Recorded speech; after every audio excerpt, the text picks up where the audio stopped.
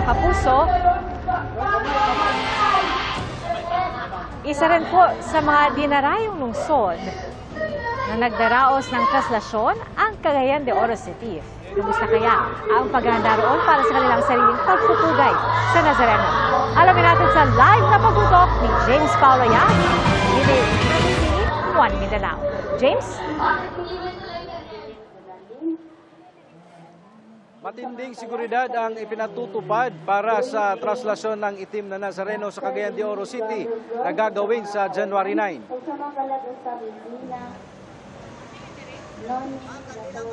Handa at nakaalerto na ang pulisya, militar at iba pang ahensya ng gobyerno para sa ligtas at matiwasay na traslasyon ng puong itim na Nazareno sa Cagayan de Oro City sa Martes, January 9. Bago ang pandemya, nasa halos 60,000 na mga deboto na galing pa sa iba't ibang lugar sa bansa ang dumagsa sa traslasyon dito sa lungsod.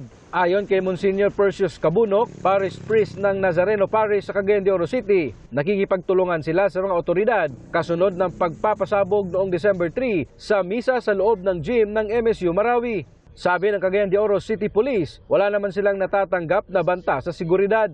Alas 7 ng gabi bukas, January 8, ililipat na ang imahen ng puon mula sa Nazareno Parish patungo sa St. Augustine Cathedral Church. Doon ay sasalubungin ito ng isang misa na susundan ng vigil hanggang hating gabi.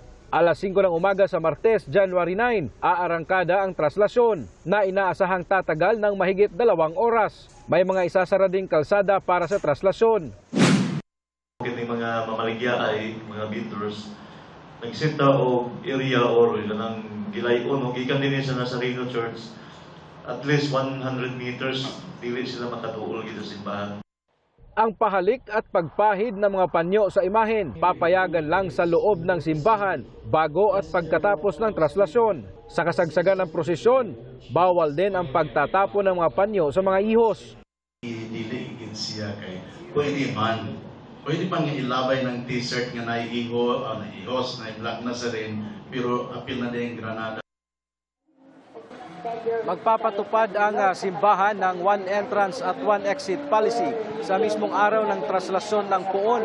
Samantala, asahan daw ang mahigpit at mabusising pag-check ng bawat deboto na papasok sa simbahan.